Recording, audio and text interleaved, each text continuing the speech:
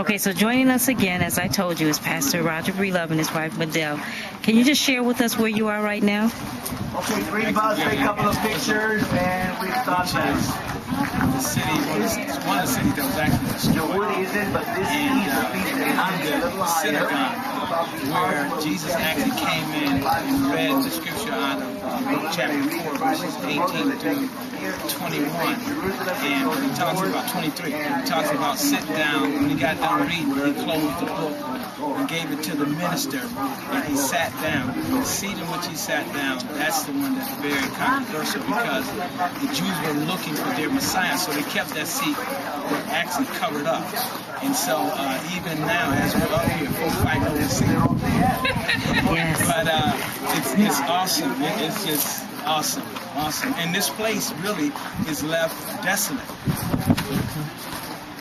Actually, before coming here, we actually was in Caesarea Philippi, which we actually got to witness and actually do the actual reading of where Jesus actually makes this statement to his disciples or following at this particular time.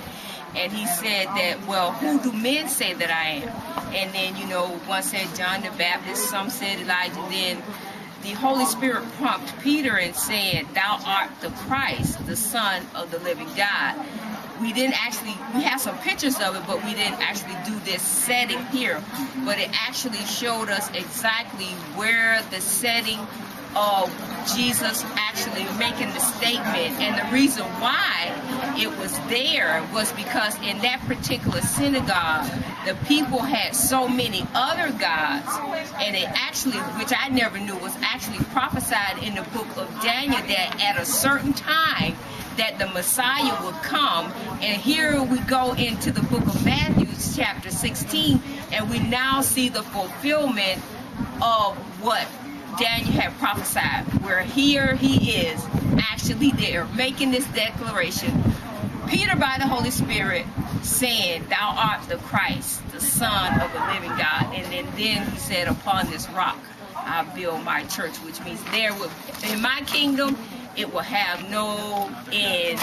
As a result, all these other kingdoms by their God are now destroyed, but mine has no end. And then he also, which we didn't understand either from the book of Daniel, he actually prophesied why he came, and that he was coming to give his life as a ransom for humanity. So which is awesome to see this actual site where he actually makes this declaration. Peter bears witness, and then we also see the fulfillment of Daniel's prophecy coming to manifestation. Awesome.